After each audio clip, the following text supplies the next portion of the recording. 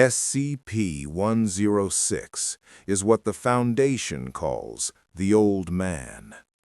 It looks like an elderly humanoid in advanced decomposition, constantly leaking a black, tar-like substance that eats through whatever it touches. That corrosion isn't just a stain. A few seconds after contact, materials start breaking down. Metal rusts, wood rots, concrete cracks, and the black mucus-like residue spreads where it passed. Worse, the effect can keep going for hours after contact, like the surface is still remembering it. People think the danger is the creature itself. The real danger is the fact that walls don't matter.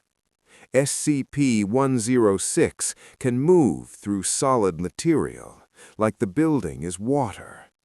It can enter a wall or floor and then exit from another connected surface, leaving corrosion behind as proof it was there.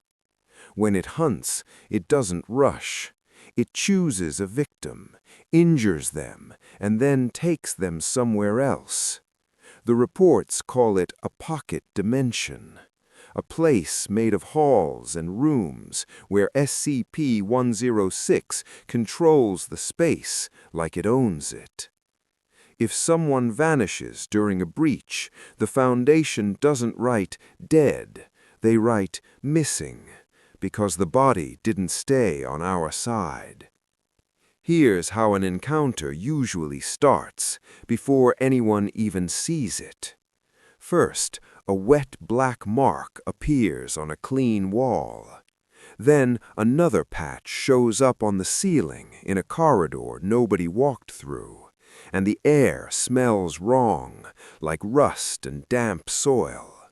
Security checks the cameras. Nothing. Maintenance scrubs the stain.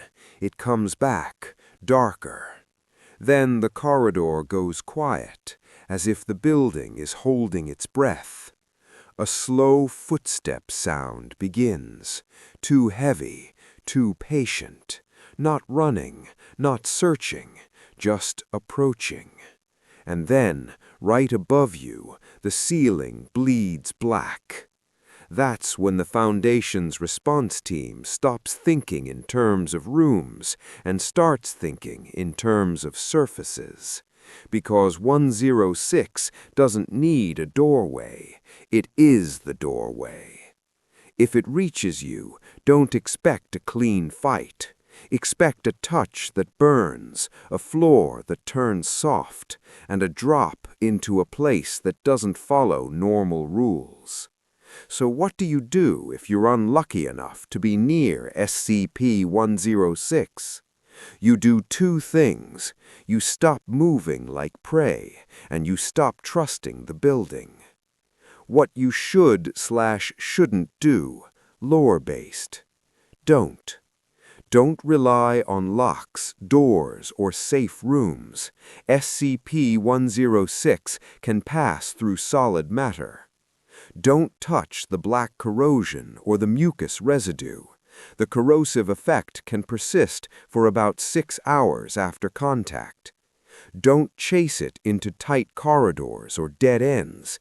It controls the angle, the surface, and the exit. Do. Treat fresh corrosion as a live threat marker. Evacuate and warn others immediately. Move into open, well-lit areas and avoid isolated tunnels and maintenance corridors.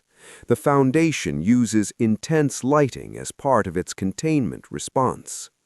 If a breach is confirmed, prioritize distancing and lockdown protocols over searching, because 106 can appear behind you without crossing the space in between. What the Special Services know. SCP Foundation lore. The Foundation contains SCP-106 inside a sealed lead-lined steel container, nested inside 40 layers of the same material, separated by empty space, with random supports to reduce predictable paths. The container is suspended off the ground using electromagnetic supports, keeping it away from any surface that could become an exit point.